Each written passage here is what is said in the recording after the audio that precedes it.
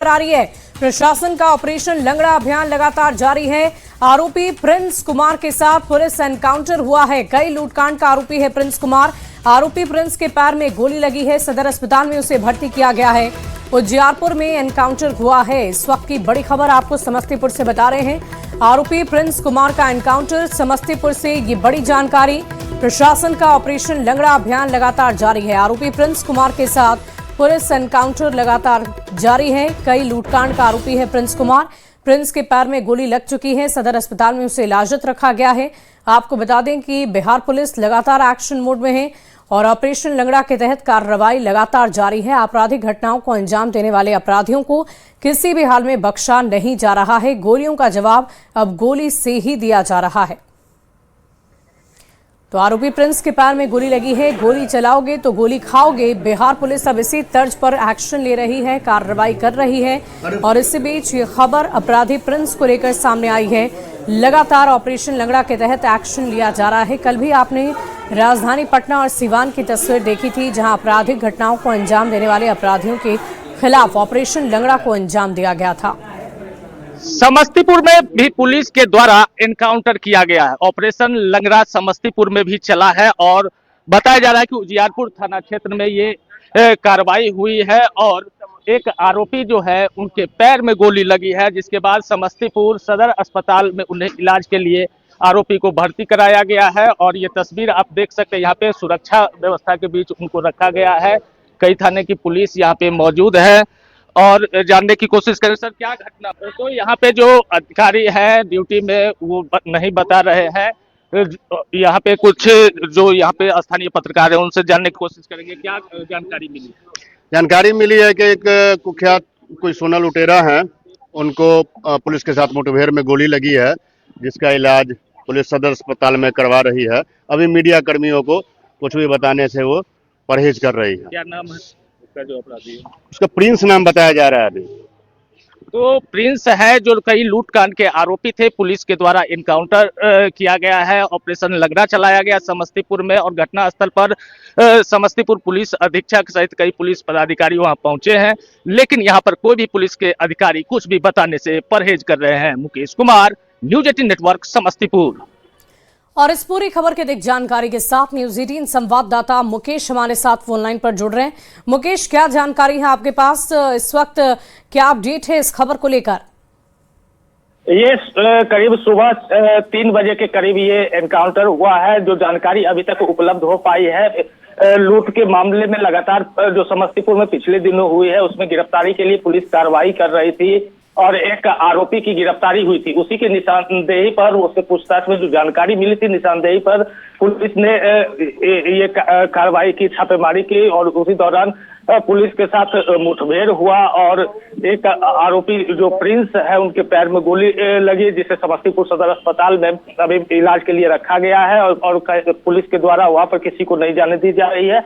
और जो जानकारी इसके अपराधी के इतिहास के बारे में मिली है, वो सोना जो अब तक अपडेट मिल पाया है पुलिस सूत्रों से, सोना लूट के कई मामलों में आरोपी थे और भी कई आपराधिक मामले इनके ऊपर है जिनमें पुलिस को तलाश थी। और इस मामले में अभी पुलिस अधीक्षक के द्वारा कहा गया है कि पूरे मामले पे कुछ देर बाद अपडेट दिया जाएगा विस्तार पूर्वक। अभी पूरे मामले की जांच की जा रही है। जी चलिए, बहुत शुक्रिया मुकेश हमारे साथ जुड़ने के लिए। जांच पड़ताल के बाद देखने वाली बात होगी कि आगे और पुलिस प्रशासन की तरफ से क्या कुछ एक्शन लिया जाता है। तो देखिए, ऑपरेशन लंगड़ा बदस्तूर जारी है, लगातार जारी है और किसी भी सूरत में बिहार पुलिस अपराधियों को बख्शने के मूड में नहीं है। बढ़ते आगे, देखिए बिहार की सम्राट सरकार में ताबड़तोड़ एनकाउंटर हो रहे हैं। समस्तीपुर में आरोपी प्रिंस कुमार के साथ पुलिस एनकाउंटर हुआ। वहीं इससे पहले 24 घंटे के अंदर सिर्फ पटना में ही 2 एनकाउंटर हो चुके हैं। एनकाउंटर की इन घटनाओं में पुलिस ने अपराधियों को लंगड़ा कर चलने पर विवश कर दिया। 17 मई को सिवान में भी पुलिस ने लूटकांड के आरोपी का हाफ एनकाउंटर किया था। 4 तस्वीरें आपकी टीवी स्क्रीन पर आपको नजर आ रही होगी। अलग अलग शहरें और अलग अलग तारीख, लेकिन ऑपरेशन लंगड़ा लगातार जारी। बढ़ते आगे, देखिए बिहार में अपराधियों के एनकाउंटर पर तेजस्वी यादव ने एक ऐसा बयान दे दिया जिस पर सियासत सुलग गई है। तेजस्वी यादव ने कहा कि सम्राट सरकार जाति देखकर एनकाउंटर करवा रही है। तेजस्वी के इसी बयान पर एनडीए ने पलटवार किया है। क्या कुछ हुआ है इस स्पेशल रिपोर्ट में देखिए।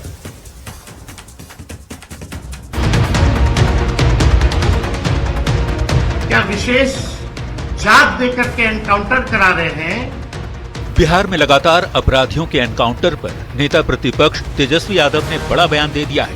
तेजस्वी ने प्रेस कॉन्फ्रेंस कर बिहार में हो रहे एनकाउंटर पर सवाल खड़े किए हैं। तेजस्वी ने आरोप लगाया कि सम्राट सरकार जाति देखकर एनकाउंटर करवा रही है। तेजस्वी ने सीएम सम्राट चौधरी से पूछा, महिलाओं के साथ जघन्य कांड करने वाले अपराधियों का एनकाउंटर कब होगा। हम जानना चाहते हैं सम्राट चौधरी जी से, क्या विशेष जांच देकर के एनकाउंटर करा रहे हैं। इन घटनाओं जितना हमने गिनाया महिलाओं के साथ जुड़े उन लोगों का कब एनकाउंटर होगा।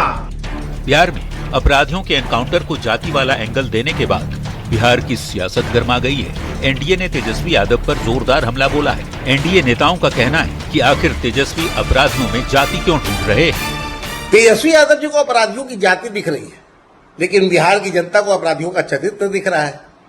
सम्राट चौधरी की सरकार में अपराधी सिर्फ अपराधी है, न उनकी जाति देखी जाती है, न उनका कोई वोट बैंक। नेता प्रतिपक्ष तेजस्वी यादव जी अपराधियों में भी जाति ढूंढ रहे हैं आजकल।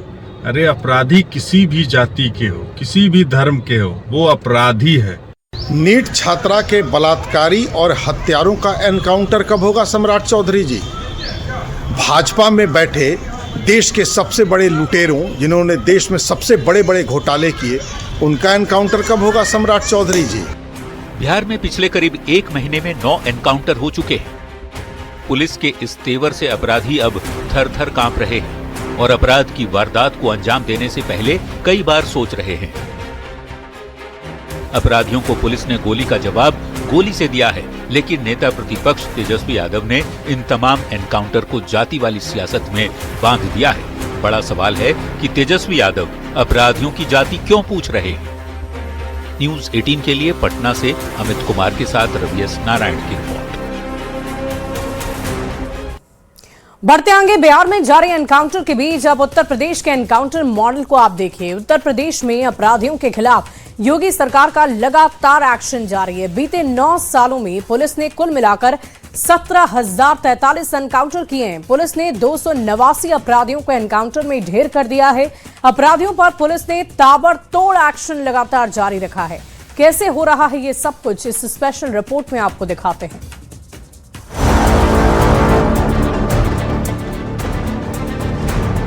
बहुत सकारात्मक माहौल पिछले 8 वर्ष के अंदर हम लोगों ने तैयार किया। यूपी में अपराधियों के खिलाफ जीरो टॉलरेंस की नीति है। अपराधियों पर पुलिस ने ताबड़तोड़ एक्शन लिए हैं। बीते 9 साल में कुल 17,043 एनकाउंटर हुए हैं। 289 अपराधी एनकाउंटर में ढेर हुए हैं। 34,253 आरोपियों को गिरफ्तार किया गया है। मुठभेड़ में 11,834 अपराधी घायल हुए हैं। मेरठ में सबसे ज्यादा 4,813 एनकाउंटर हुए। मेरठ में 97 अपराधियों को ढेर किया गया। पुलिस के एक्शन में 18 पुलिसकर्मी शहीद हुए हैं और 1,852 पुलिसकर्मी घायल भी हुए। वाराणसी जोन में 1,292 एनकाउंटर हुए हैं। वहीं वाराणसी में 29 बदमाश मारे गए, जबकि 2,426 को गिरफ्तार किया गया। मंत्री ओपी राजभर ने कहा कि योगी सरकार में कानून नियम तोड़ने वालों पर सख्त एक्शन हो रहा है। समाजवादी पार्टी की सरकार 5 साल अखिलेश जी मुख्यमंत्री थे। 1,000 दंगे हुए, 1,200 जन की हानि हुई और अखिलेश जी मुख्यमंत्री, मुजफ्फरनगर जल रहा था, लोग आपस में कट मर रहे थे और सफाई में बैठ करके आई जी मुख्यमंत्री नाच देख रहे थे। आज योगी जी की सरकार में 9 साल के ऊपर हो गया, न कहीं कर्फ्यू लगा न कहीं दंगा हुआ। बीजेपी प्रवक्ता का कहना है कि कानून तोड़ने वालों को इसका खामियाजा भी फौरन भुगतना पड़ रहा है। ये कार्रवाई जारी रहेगी। वसूली, हत्या, अपराध, व्यापारियों का उत्पीड़न, फिरौती पश्चिमी उत्तर प्रदेश में था, जिसे 2017 से लेकर अब तक बड़े पैमाने पर दुर्दांत अपराधियों को इनकाउंटर में ढेर करके उत्तर प्रदेश की पुलिस ने बहादुरी का काम किया। और निश्चित रूप से मैं इसमें एसटीएफ और उत्तर प्रदेश सरकार को धन्यवाद देना चाहता हूं। अपराधियों पर सीएम योगी जहां ताबड़तोड़ एक्शन लेती है, वहीं कोर्ट में भी मजबूत पैरवी के चलते अपराधियों को सजा दिलाने में तेजी आई है। Bureau report, news 18, UP Uttarakhand. और देखिए, उत्तर भारत में इस समय भीषण लू का कहर जारी है। दिन में सूरज आग उगल रहा, जिसके चलते लोगों को भारी मुश्किलों का सामना करना पड़ता है। कई शहर में तापमान 45 डिग्री सेल्सियस के पार पहुंच चुका है। दिल्ली में भी तापमान 45 डिग्री से ऊपर पहुंचा हुआ है, जिसकी वजह से आम जनजीवन अस्त व्यस्त हो गया है। लोग भीषण गर्मी की वजह से घर से बाहर ही नहीं निकल पा रहे हैं। गर्म हवाओं की थपेड़ों ने लोगों को घर में कैद कर दिया है। दिल्ली समेत पूरे उत्तर भारत में भीषण गर्मी से अगले 7 दिन तक राहत नहीं मिलने वाली है। मौसम विभाग ने उत्तर भारत के लिए भीषण गर्मी का अलर्ट जारी किया है। मौसम विभाग ने दिल्ली एनसीआर के लिए येलो अलर्ट जारी कर दिया है। मौसम विभाग का कहना है कि आने वाले 7 दिन चिलचिलाती धूप से कोई राहत मिलने की उम्मीद नहीं है। तापमान में गिरावट की कोई भी संभावना नहीं है। भीषण गर्मी लोगों को परेशान करेगी। मौसम विभाग ने लोगों से कड़ी धूप से बचने की सलाह दी है और लोगों को अलर्ट रहने की चेतावनी बार बार दी जा रही है। न्यूज़ 18 भी आपसे ये अपील करता है कि इस बदलते मौसम के मिजाज में अपना खास ख्याल रखें। जरूरत ना हो तो घर से बाहर ना निकलें, क्योंकि इस गर्म हवा के थपेड़े से आपकी परेशानी बढ़ सकती है। और ये तस्वीरें देश की राजधानी दिल्ली की हम आपको दिखा रहे हैं, जहां अगले 7 दिन तक राहत नहीं मिलने वाली है। दिल्ली एनसीआर में टेम्परेचर का टॉर्चर लगातार बढ़ता जा रहा है और मौसम विभाग के अनुसार आज का दिन यानी कि 19 मई इस सीजन का सबसे ज्यादा गर्म दिन रहने का अनुमान है। और मौसम विभाग ने इसी को देखते हुए येलो अलर्ट जारी किया है। अगले 2-3 दिन तक टेम्परेचर जो है वो 43 से 45 डिग्री के बीच रहने का भी अनुमान है। ऐसे में मौसम विभाग की अपील है लोगों से कि जब तक बेहद ज़्यादा ज़रूरी काम ना हो, धूप के समय घर से बाहर ना निकलें। खासकर बुजुर्गों और बच्चों का खास ख्याल रखने की ज़रूरत है और खुद को हाइड्रेट रखने के लिए लगातार पानी पीते रहे। जिस तरीके से लगातार टेम्परेचर बढ़ता जा रहा है, ऐसे में जो रात का टेम्परेचर है वो भी कहीं ना कहीं बढ़ रहा है और लोगों की परेशानियां बढ़ रही हैं। अगले कुछ दिनों तक इसी तरीके का मौसम रहेगा। फिलहाल अभी किसी तरीके का वेस्टर्न डिस्टर्बेंस नहीं बन रहा है, तो ये कह सकते हैं कि इन दिनों दिल्ली एनसीआर के लोग जो है वो हीट यानी कि टेम्परेचर के टॉर्चर से कहीं ना कहीं परेशान होते नजर आ रहे हैं। विजय जय के साथ न्यूज़ 18 इंडिया के लिए रचना। और अब बात करेंगे बिहार के बदलते मौसम के मिजाज की। बिहार में भीषण गर्मी के बीच मौसम में बड़ी तब्दीली देखने को मिल सकती है। मौसम विभाग ने राज्य के कई जिलों में आंधी, बारिश और वज्रपात की आशंका जताई है। ठनका गिरने की आशंका जताई है। साथ ही तेज हवाओं के चलने के भी अनुमान है। खराब मौसम को देखते हुए कई जिलों में येलो अलर्ट जारी किया गया है। ऑरेंज अलर्ट भी जारी किया गया है। लोगों से सतर्क और सावधान रहने के लिए कहा जा रहा है। इस दौरान आप सुरक्षित स्थानों पर रहें, इस ऐसी सलाह आपको दी जा रही है। मौसम से जुड़ी पूरी जानकारी आपको देंगे न्यूज़ 18 संवाददाता आनंद अमृतराज।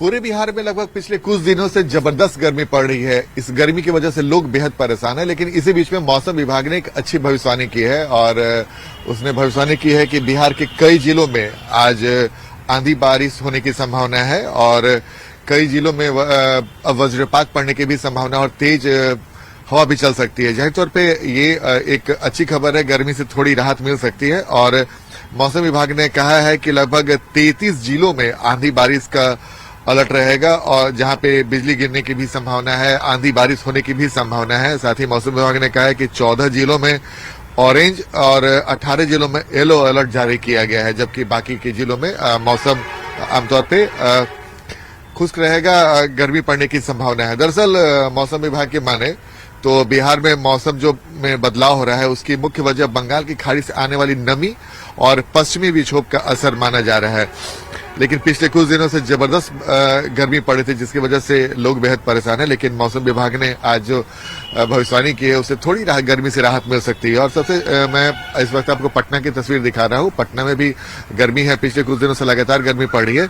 लेकिन मौसम विभाग ने आज पटना को लेकर भी भविष्यवाणी की है कि आज राजधानी पटना में भी मौसम में थोड़ा बदलाव दिखेगा और दिन भर बादल छाए रहने की संभावना है और शाम में बारिश होने की भी, हल्की बारिश होने की भी संभावना जताई जा रही है। तो जाहिर तौर पे गर्मी से थोड़ी राहत मिलने की संभावना है, चूंकि प्री मानसून लगातार जारी है और मौसम का उतार चढ़ाव भी देखा जा रहा है। लेकिन पिछले कुछ दिनों से जो गर्मी पड़ी थी उससे थोड़ी राहत की संभावना आज बिहार के कई जिलों में मौसम विभाग ने बताई है। कैमरामैन दीपक के साथ आनंद अमृतराज, न्यूज़ 18 नेटवर्क, पटना। बढ़ते आगे इस बीच एक बड़ी खबर सासाराम से आ रही है। सासाराम में पिछले 3 दिन से तापमान बढ़ चुका है। कल जहां बिहार में सबसे अधिक गर्मी इसी इलाके में देखने को मिली, वहीं आज भी सुबह से काफी उमस है। 11 बजे से लेकर शाम के 4 बजे तक उमस भरी गर्मी से लोग परेशान रहेंगे। गर्म हवाओं के थपेड़ों से हीट वेव का प्रकोप काफी ज्यादा बढ़ चुका है और ऐसे में लोग खीरा, ककड़ी, गन्ने का जूस का सेवन लगातार कर रहे हैं।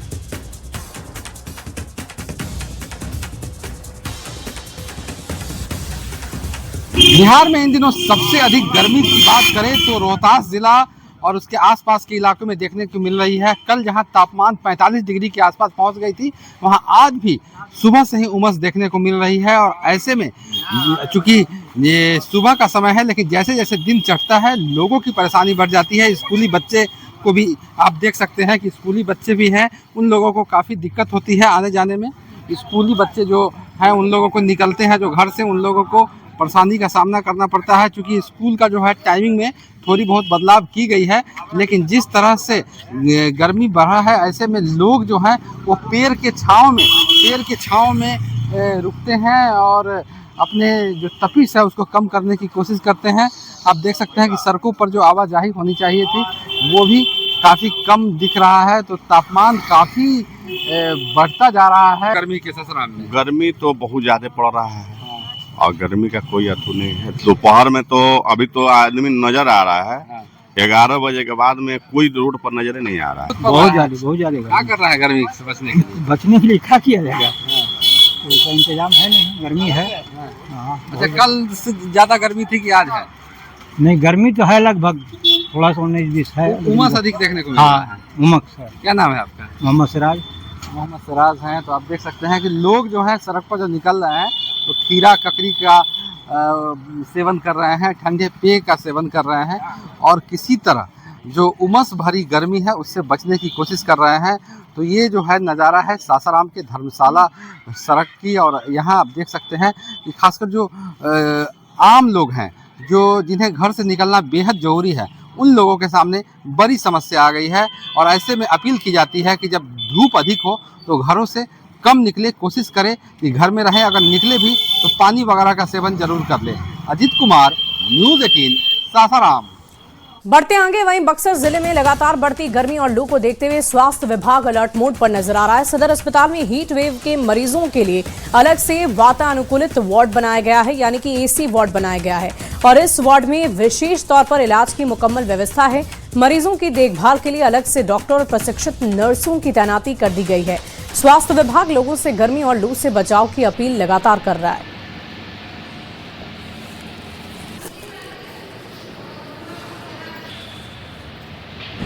हीट वेव के लिए हम लोगों के पास जैसे अभी हीट वेव के लिए एक स्पेशली वो बना है वार्ड, तो उसके लिए पेशेंट सबसे पहले अगर पेशेंट आता है तो उसको वार्ड में शिफ्ट करना है, उसको फर्स्ट एड पेशेंट को देनी है। उसके बाद में जो भी मतलब डॉक्टर द्वारा उसके लिए जो मेडिसिन लिखी है उसकी BST पे तो वो उसको देनी है। बक्सर जिले में भी हीट वेव को देखते हुए बक्सर सदर अस्पताल में हीट वार्ड में स्पेशल बनाया गया है, जहां 10 बेड की व्यवस्था की गई है और जो यह वार्ड है पूरी तरह से वातानुकूलित रखा गया है। 4 AC लगाए गए हैं और सभी बेडों पर ऑक्सीजन की व्यवस्था है। अत्याधुनिक मशीन लगाया गया है जिससे किसी को अगर हीट वेव से उनकी तबीयत सीरियस होती है तो उसे बचाया जा सके। हीट वेव बता दें कि बक्सर जिले में 42 डिग्री टेम्परेचर को पार कर गया है। जिला प्रशासन ने भी हीट वेव को देखते हुए गाइडलाइन जारी किया है। लोगों से अपील की जा रही है कि लोग घरों से कम निकलें, जरूरत पड़ने पर ही बाहर निकलें, मोटे कपड़े का यूज़ करें और तरल पदार्थ पीते रहें। ऐसे में अगर किसी की तबीयत खराब होती है तो इसके लिए बक्सर सदर अस्पताल में विशेष व्यवस्था जिला प्रशासन के द्वारा किया गया है। पुष्पराज, न्यूज़ 18, बक्सर। बढ़ते आगे देश भर में आज मेडिकल स्टोर संचालकों ने मेडिकल स्टोर बंद करने का ऐलान कर दिया है। फार्मासिस्ट, केमिस्ट और दवा डिस्ट्रीब्यूटरों के संगठन all India organisation of chemist and drug association की तरफ से इस हड़ताल का आह्वान किया गया है और दवाओं की ऑनलाइन बिक्री और भारी डिस्काउंट के विरोध में आज देश भर में 24 घंटे के लिए मेडिकल स्टोर्स बंद रहेंगे, जिसका असर देश के कई शहरों में देखने को मिलेगा। संगठन का दावा है कि इस विरोध प्रदर्शन के तहत देश भर के करीब 15 लाख से अधिक केमिस्ट अपनी दुकानों को बंद रखने वाले हैं। हालांकि मरीजों को परेशानी से बचाने के लिए आपातकालीन दवाओं की आपूर्ति के लिए विशेष इंतजाम किए गए हैं। बिहार की लगभग 40,000 दवा की दुकान आज बंद रहेगी। पटना की 7,000 दवा दुकानें बंद रहने वाली है। तो ये आपको बड़ी खबर बता रहे हैं, बड़ी जानकारी। पटना की 7,000 दवा दुकान आज बंद रहेगी। तो हमारी खाली 3 मांगे हैं कि भाई ये GSR 1817 जो GSR 817 डेटेड 20th अगस्त इसको कैंसिल करो, वापिस इंफ्रास्ट्रक्चर तैयार करो और ये लाओ, हम तैयार है till that online sale of medicine बंद होना चाहिए। दूसरी मांगे कि कोरोना में जो 220 GSR लाया जिससे आज ये लोग जो इजीली अवेलेबल हो रहा है नार्कोटिक दवा, ये नोटिफिकेशन कैंसिल करो। और तीसरा, एक तो डीप डिस्काउंट बंद करो या हमें DPCO में ज़्यादा मार्जिन देके हम भी कंज्यूमर को ज़्यादा डिस्काउंट दे सके, ऐसे अमेंडमेंट अगेन DPCO में करो। आगे जमशेदपुर में भी ऑनलाइन दवा बिक्री के विरोध में केमिस्ट एंड ड्रग एसोसिएशन के आह्वान पर पूरे देश भर की लगभग 2 लाख से अधिक दवा की दुकान आज बंद रहने वाली हैं और वहीं कोल्हान के लगभग 1200 से अधिक दुकानें बंद हैं। जमशेदपुर के नर्सिंग होम की 59 दवा दुकान खुली रहेगी, जबकि इमरजेंसी की बात करें तो वहां पर आपको दवा मिल सकती है, लेकिन अन्य दुकानें आज बंद रहने वाली है। एसोसिएशन के आह्वान के बाद पूरे देश में लगभग 2 लाख से अधिक मेडिकल दुकान के साथ साथ कोल्हान के लगभग 1200 मेडिकल दुकान आज पूरी तरह से बंद हो चुके हैं। आपको दिखाने का प्रयास कर रहा हूं कि अभी मैं मौजूद हूं साक्षी गोलचक्कर पर, जहां ये पूरी तरह से मेडिकल दुकानों का हब है। लगभग यहां पर दर्जनों मेडिकल दुकान है और आप साफ तौर पर देख सकते हैं कि सभी मेडिकल दुकान में किस तरह ताले लटके हुए हैं, क्योंकि जो आह्वान हुआ है उसके बाद आज 20 मई को पूरी तरह से पूरे देश में मेडिकल दुकानें बंद है और सभी दुकानों में ताले जो है वो आप साफ तौर पर देख सकते हैं। इनका मांग है कि ऑनलाइन जिस तरह से दवाइयों की खरीदारी हो रही है, इनसे इनका भारी नुकसान हो रहा है, उसको लेकर ये 15 मई से काला बिल्ला लगाकर मेडिकल दुकान में अपनी सेवा दे रहे थे, मगर 20 तारीख को इनके एसोसिएशन के आह्वान के बाद आज से ये पूरी तरह से 1 दिवसीय ये हड़ताल माना जाएगा, क्योंकि पूरे मेडिकल दुकानदार जो है मेडिकल दुकान बंद करके आज ये पूरी तरह से अपने विरोध जो है वो प्रकट कर रहे हैं। जिस तरह इनकी बातें सामने आ रही है कि ऑनलाइन कई जो है दवाइयाँ मंगा ली जा रही है, जो जिस तरह मरीजों को परेशानी भी हो सकती है और कहीं ना कहीं दूसरे तरफ मेडिकल दुकानदारों को काफ़ी नुकसान हो रहा है। वहीं दूसरी तरफ जिला प्रशासन द्वारा बता दूं कि जिले के उपायुक्त ने कल देर शाम बैठक किया था और किसी तरह इमरजेंसी सेवा में लोगों को और मरीजों को कोई परेशानी ना हो, उसको लेकर लगभग 12 से 13 मेडिकल दुकान जो क्लिनिक में है, अस्पताल के अंदर है, उनको खोलने की इजाज़त दी गई है, जिससे मरीजों को किसी तरह कोई परेशानी ना झेलनी पड़ी। मगर इस आह्वान के बाद कोल्हान में लगभग 1200 से अधिक मेडिकल दुकान आज पूरी तरह से बंद है, जिससे लोगों को परेशानी झेलनी पड़ सकती है। न्यूज़ 18 के लिए जमशेदपुर से आशीष कुमार तिवारी। और फिलहाल